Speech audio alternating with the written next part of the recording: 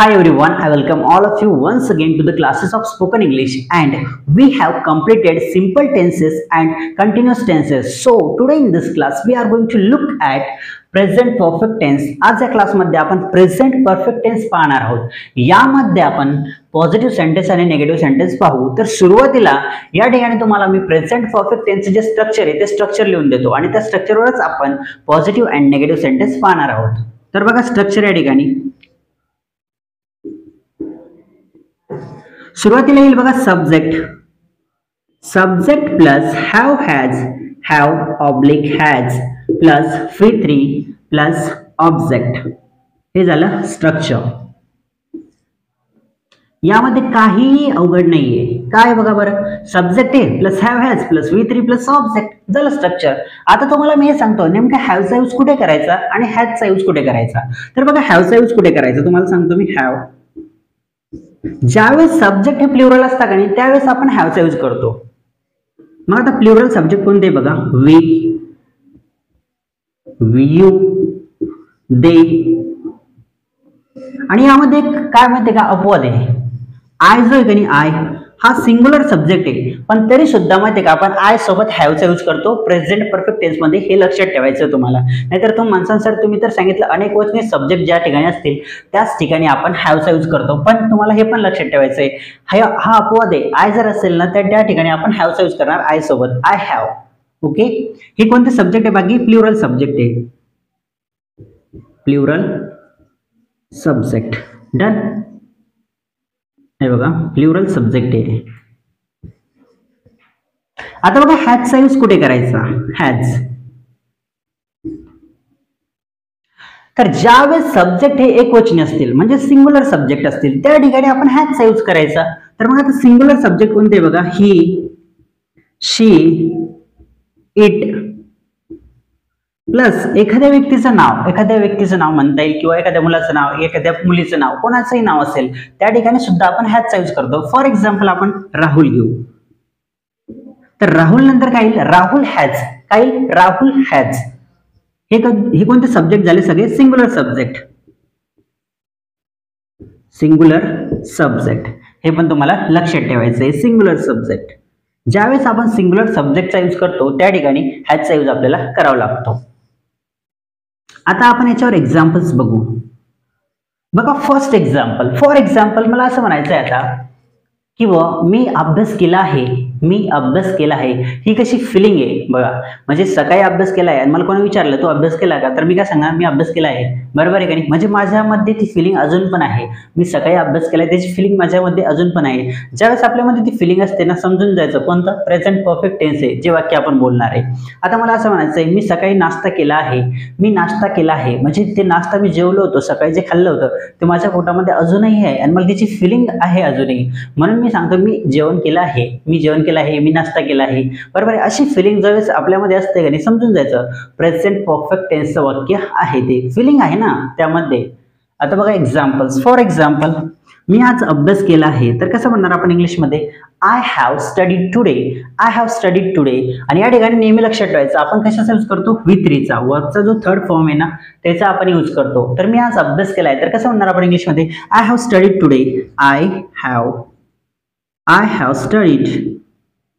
I have studied today.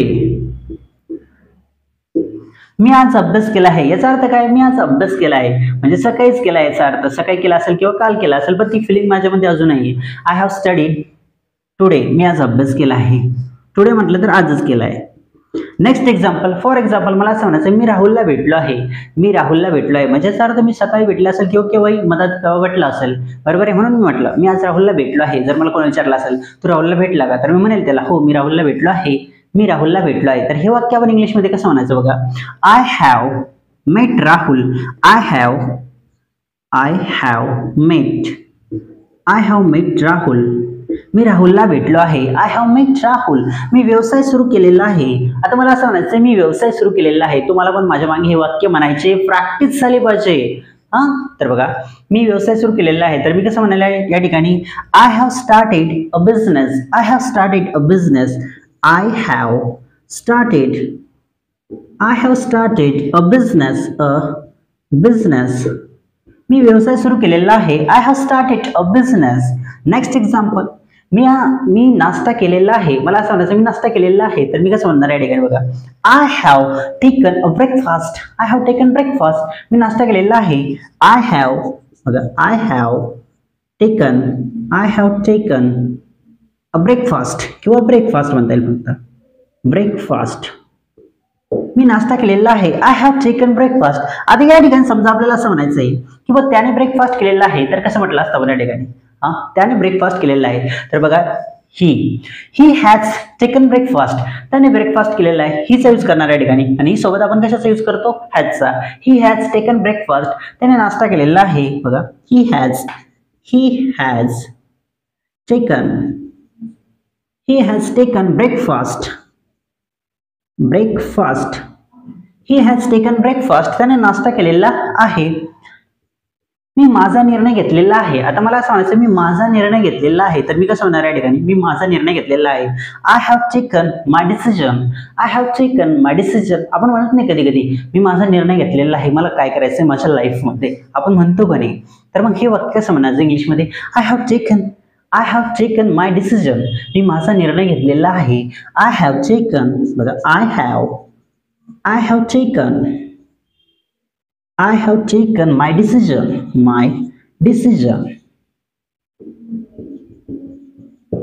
मी माझा निर्णय घेतलेला आहे, याचा अर्थ मी माझा निर्णय घेतलेला आहे. I have taken my decision. आता अजून काही एक्झाम्पल आपण इकडे बघू. इकडे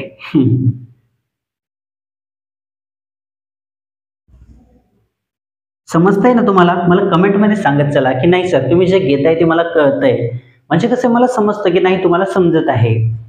आता बघा नेक्स्ट एक्झाम्पल बघा. फॉर एक्झाम्पल आपल्याला असं म्हणायचं आहे आता की बाबा मी बाहुबली मूव्ही पाहिलेली आहे. मला कोणी विचारलं की तुम्ही बाहुबली मूव्ही पाहिलेली आहे का, तर मी सांगेल त्याला हो मी बाहुबली मूव्ही पाहिलेली आहे किंवा पाहिली आहे असं पण म्हणू शकतो आपण.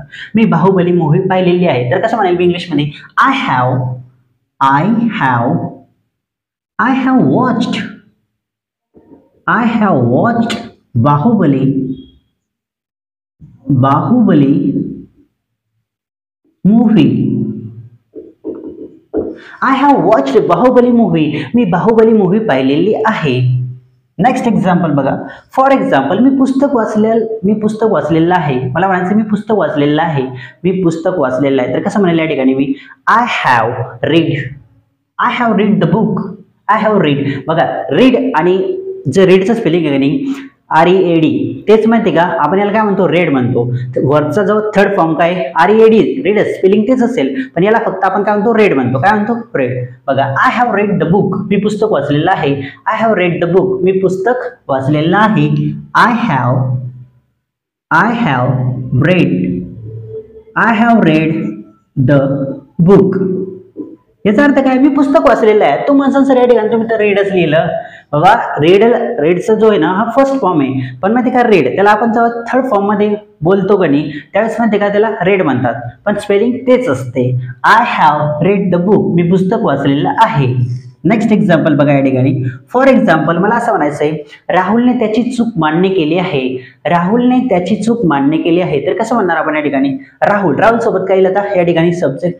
बघा सब्जेक्ट कोणता आहे, राहुल म्हटलं ना आपण या ठिकाणी, तर मग एकवचनी सब्जेक्ट आहे. तर राहुल सोबत काय येईल, मग हॅज येईल. Rahul has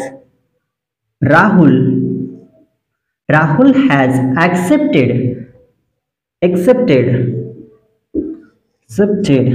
has accepted his mistake.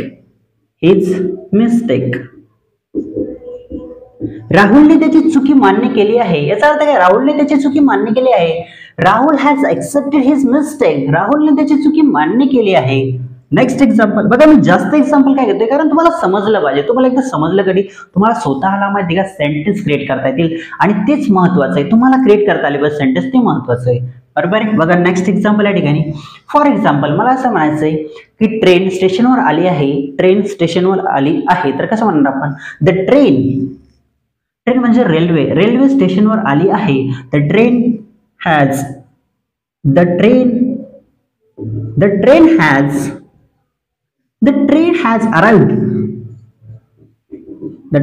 arrived at the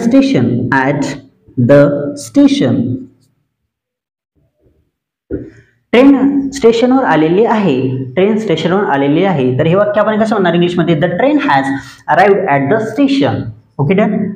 आता मला असं म्हणायचं क्लास संपला आहे, क्लास संपला आहे, तर कसं म्हणणार आपण? The class has ended, the class has ended, the class has ended. The class has ended, class संपलेला आहे.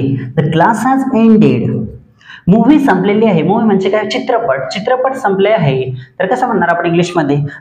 The movie has ended, the movie has ended. चित्रपट संपलेला आहे. आता फॉर एक्झाम्पल मला असं म्हणायचंय, रियाने तिची चूक मान्य केली आहे, रियाने तिची चूक मान्य केली आहे, किंवा रिया सामना जिंकली आहे. रिया एक मुलगी आहे आणि मला म्हणायचंय ती सामना जिंकली आहे. तर कसं म्हणणार आपण या ठिकाणी? रिया हॅज, बघा, Riya has Riya has won the match. Riya has won the match. The match.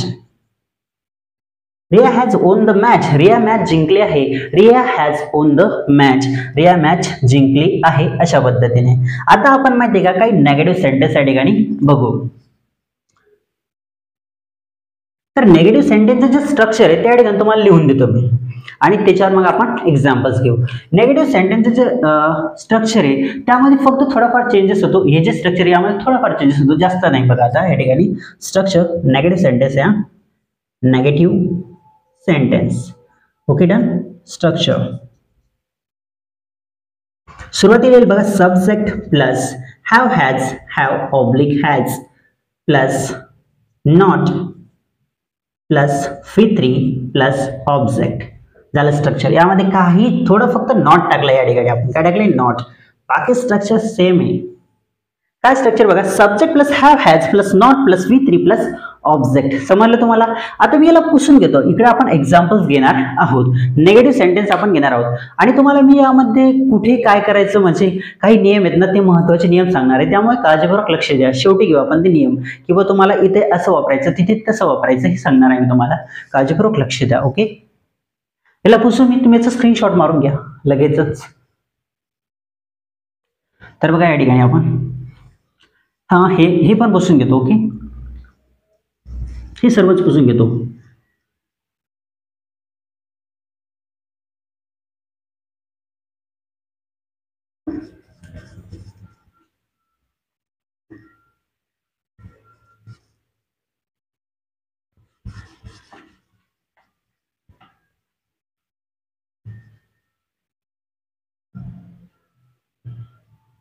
लगेच झाला, 1 मिनिट फक्त. हे कपडा थोडासा ओला आहे ना, त्यामुळे कसं माहिती थोडं ओला पण आहे तो याला या. Okay done. आता बघा फर्स्ट एक्झाम्पल. हे कोणते एक्झाम्पल्स आहेत? नेगेटिव्ह एक्झाम्पल्स आहे. ओके, इकडे नेगेटिव्ह स्ट्रक्चर या ठिकाणी लिहून दिले. आता इकडे नेगेटिव्ह एक्झाम्पल्स घेऊ आपण. आता बघा फर्स्ट एक्झाम्पल या ठिकाणी. फॉर एक्झाम्पल आता मला असं म्हणायचं आहे, समजा किंवा राहुलने त्याची चूक मान्य केली नाही, राहुलने त्याची चूक मान्य केली नाही, किंवा आपण रियाने म्हणू, आपण रियाने तिची चूक मान्य केलेली नाही. तर आपण कसं म्हणणार या ठिकाणी?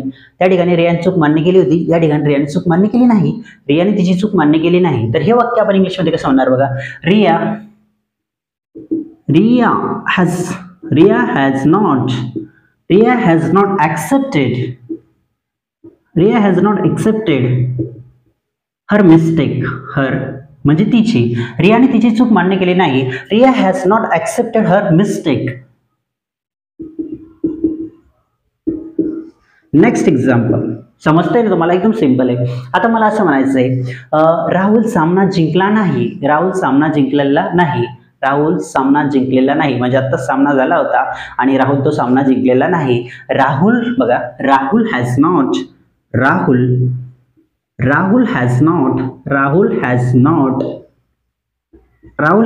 won the match.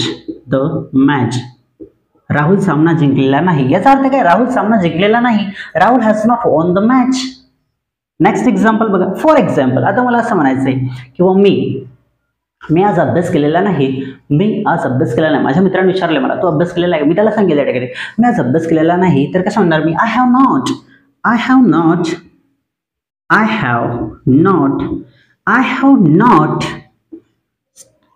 studied I have not studied today. मी आज अभ्यास केलेला नाही. I have not studied today. Next example बघा. फॉर एक्झाम्पल, आता मला असं म्हणायचंय की बाबा एखादं मी तुझ्याबद्दल वाईट बोललेलो नाही. मला म्हणायचं मी तुझ्याबद्दल वाईट बोललेलो नाही. मी तुझ्याबद्दल वाईट बोललेलो नाही. तर आपण कसं म्हणणार इंग्लिशमध्ये? I have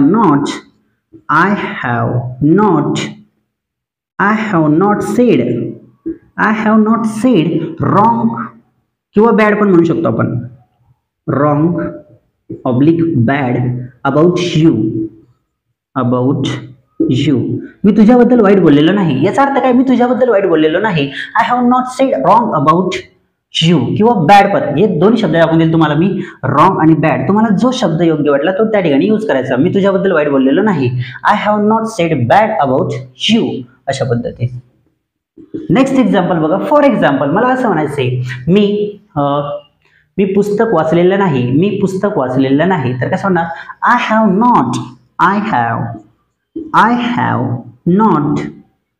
have not red.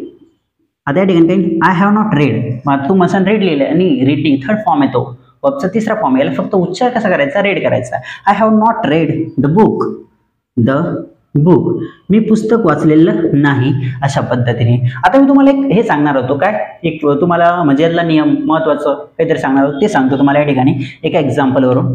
हे बघा, हे जे पॉझिटिव्ह सेंटेन्सचं स्ट्रक्चर दिलं होतं आणि निगेटिव्ह सेंटेन्सचं जे स्ट्रक्चर होतं त्याच्यावर डिपेंड करतं ते.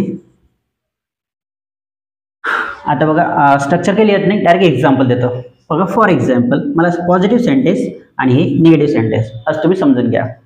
तर या ठिकाणी मला असं म्हणायचंय मी दुबईला गेलेलो आहे. तर मी कसं म्हणाल त्या ठिकाणी? I have. आता तू म्हणसान गोचा अर्थ काय होतो? जा. आणि थर्ड फॉर्म काय? गॉन, जाणे. गॉन म्हणजे जाणे किंवा गेला. गॉन म्हणजे गेले. तर आपण या ठिकाणी गॉनचा यूज न करता आपल्याला कशाचा यूज करायचा आहे? म्हणजे बीनचा यूज करायचा आहे. I have been. बघा, I have been to Dubai. समजा दुबईला, मी दुबईला गेलेलो आहे. मला म्हणायचं मी दुबईला गेलेलो आहे. I have been to Dubai. फक्त तुम्हाला मला काय सांगायचं होतं या ठिकाणी माहिती का? तर आपण गॉनचा यूज न करता, कशाचा? गॉनचा. बघा, नाहीतर तो माणसा वर्बचा तिसरा फॉर्म गोचा काय? गॉन आहे. काय? गॉन. तर मग तुम्ही त्याचा यूज का नाही केला बुवा असं? तर गॉनचा यूज नाही करायचा. कशाचा यूज करायचा? बीनचा यूज करायचा. हे नेहमी लक्षात ठेवायचं. थोडं ऍडव्हान्स आहे, म्हणजे बोलण्यात पण चांगलं वाटतं. बघा, I have been to Dubai. मी दुबईला गेलेलो आहे. आज चांगलं वाटतं. बघा, I have gone to Dubai. नाही, हे चांगलं वाटत नाही. गेलं, गॉन चांगलं वाटत नाही. बीनचा यूज करायचा. I have. आणि बीनच सहसा यूज करतो कोणी पण इंग्लिशमध्ये. जर बोलत असेल हे वाक्य तर तो कशाचा यूज करतो माहिती का? बीनचा यूज करतो. I have been to Dubai. मी दुबईला गेलेलो आहे. आता याचंच निगेटिव्ह वाक्य करायचं आहे आपल्याला, किंवा मी दुबईला गेलेलो नाही. तर मी कसं म्हणेल इंग्लिशमध्ये? I have not been. बघा, I have not been to Dubai. मी दुबईला गेलेलो नाही. आणि परत एक एक्झाम्पल देतो. त्या एक्झाम्पल तुम्हाला हे समजेल काय माहिती का? किंवा ज्यावेळेस आपण माहिती का पॉझिटिव्ह सेंटेन्स जे असतं का नाही, त्यामध्ये जर आपण टाइम पिरियड ऍड केला समजा, तर माहिती का ते वाक्य एक तर पास्ट टेन्स मध्ये जाते. जर आपण पास्ट टेन्सचा त्यामध्ये वेळ टाकला तर ते वाक्य जे आहे ना ते पास्ट टेन्स मध्ये जातं. बघा, उदाहरण चांगलं समजेल तुम्हाला, ते उदाहरण देतो मी. आता समजा मी 2020 मध्ये बाहुबली मूवी पाहिलेली आहे. मला असं म्हणायचं आहे मी 2020 मध्ये बाहुबली मूवी पाहिलेली आहे. तर मी कसं म्हणेल इंग्लिशमध्ये? बघा, आय हॅव वॉच्ड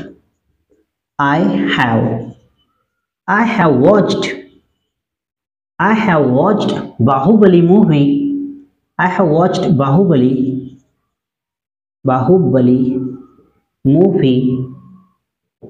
इन 2020. मी 2020 मध्ये बाहुबली मूवी पाहिलेली आहे. जर हे वाक्य तुम्ही असं म्हटलं तर हे मध्ये का ग्रॅमॅटिकली तुमचं चुकून जाईल या ठिकाणी. कारण मध्ये तुम्ही या ठिकाणी टाइम पिरियड ऍड केला. या ठिकाणी टाइम पिरियड कोणता केला ऍड मध्ये का? 2020चा. आता चालू 2024, म्हणजे 2020 मध्ये तुम्ही ती मूवी पाहिलेली होती. याचा अर्थ ती मूवी जी आहे ना ती आता तुम्ही जी पाहिली ते तुम्ही विसरले आहेत, बरोबर आहे. आणि ती टाइम पिरियड टाकल्यामुळे पास्ट टेन्स मध्ये झालं, ते कसं जाईल? पास्ट टेन्स मध्ये. मग तुम्हाला माहिती त्या ठिकाणी हॅवचा यूज करण्याची काही आवश्यकता नाहीये. कशाचा माहिती आहे का, हॅवचा यूज करायचा नाही. जर तुम्ही टाइम पिरियड त्यामध्ये ऍड केला तर तुम्हाला हॅवचा यूज करायचा नाही त्या ठिकाणी. बघ तुम्ही डायरेक्ट म्हणू शकता I watched Bahubali movie in 2020. पण तुम्हाला जर हॅवचा यूज करायचा असेल किंवा मी तुम्हाला असं नाही म्हणता मी बाहुबली मूव्ही पाहिलेली आहे असं तुम्ही म्हणू शकता. टाइम पिरियड नाही टाकता येणार तुम्हाला जर हॅवचा यूज करायचा असेल तर. I have watched Bahubali movie असं म्हणू शकता तुम्ही किंवा मी बाहुबली मूव्ही पाहिलेली आहे. पण तुम्हाला जर असं म्हणायचं असेल I have watched Bahubali movie in 2022, मी 2020 मध्ये बाहुबली मूव्ही पाहिलेली आहे, तर हे वाक्य त्या ठिकाणी माहिती आहे का हे चुकेल तुमचं. जर तुम्ही हॅवचा यूज केला तर हॅवचा यूज करायचा नाही, एवढं तुम्हाला लक्षात ठेवायचं आहे. हॅवचा जर तुम्हाला हे जर आपण हॅव काढून टाकलं तर हे कशात जाईल माहिती का, वाक्य पास्ट टेन्स मध्ये. मग चालतं ते वाक्य योग्य. हॅव काढून टाकायचं बाकी सेम वाक्य, मग ते पास्ट टेन्स मधलं झालं. Okay done. पण जर हॅव जर ठेवायचं असेल तर 2020 ठेवायचं नाही. बाकी तुम्हाला काय करायचं आहे माहिती का, हे सर्व सेंटेन्स लिहून घ्यायचे आणि काही माहिती का तुमच्या मनाने सेंटेन्स क्रिएट करायचे. हे बघा जे पॉझिटिव्ह सेंटेन्स आपण क्रिएट केली गणी त्याच्यावरूनच आपल्याला निगेटिव्ह सेंटेन्स क्रिएट करता येते. त्यामध्ये फक्त आपल्याला नॉट पुट करावा लागतो. काय करावं लागतं आपल्याला, नॉट पुट करावा लागतो. तेवढं केलं की ते निगेटिव्ह सेंटेन्स ऑटोमॅटिक होतात. आणि काही स्वतःच्या मनाने क्रिएट करायचा प्रयत्न करायचा तुम्हाला पण जमते. त्यामध्ये काही एवढं अवघड नाहीये की सेंटेन्स क्रिएट करणं. जोपर्यंत तुम्ही स्वतःच्या मनाने सेंटेन्स क्रिएट करत नाही ना तोपर्यंत तुम्हाला बोलता येणार नाही. आणि तुम्हाला बोलता कधी येईल माहिती का, ज्या वेळेस तुम्ही कॅमेऱ्याच्या समोर अशी प्रॅक्टिस करसाल, बोलसाल, त्यावेळेस व्हिडिओ बनवा, स्वतःचा व्हिडिओ बनवा. आणि लागलं तर आपला व्हॉट्सअप नंबर घ्या माझा, त्याच्यावर तुम्ही सेंड करा. माझा व्हॉट्सअप नंबर घ्या 9325790520. हा जो व्हॉट्सअप नंबर आहे डबल एकदा सांगतो 9325790520. या व्हॉट्सअप नंबरवर तुम्हाला शेअर करू शकता तो व्हिडिओ. मी तुमचा तो चेक करेल आणि तुम्हाला सांगेल त्या ठिकाणी की वाव ग्रेट, दॅट्स ग्रेट, खूप छान, असं मला जसं योग्य वाटेल त्या पद्धतीने. तुम्हाला काय चेंजेस करायचे ते सुद्धा मी तुम्हाला त्या ठिकाणी सांगेल. तुम्हाला तो व्हिडिओ माझ्या व्हॉट्सअप नंबरवर मला पाठवू शकता. माझा पर्सनल नंबर आहे तो. ठीक आहे. तर चला बाकी व्हिडिओ पाहत राहायचं, शिकत राहायचं. निश्चितच तुम्ही स्पोकन इंग्लिश शिकणार आहात, यामध्ये कोणतीही शंका नाही आहे. Thank you so much for watching this video. See you in the next class. Bye bye, take care.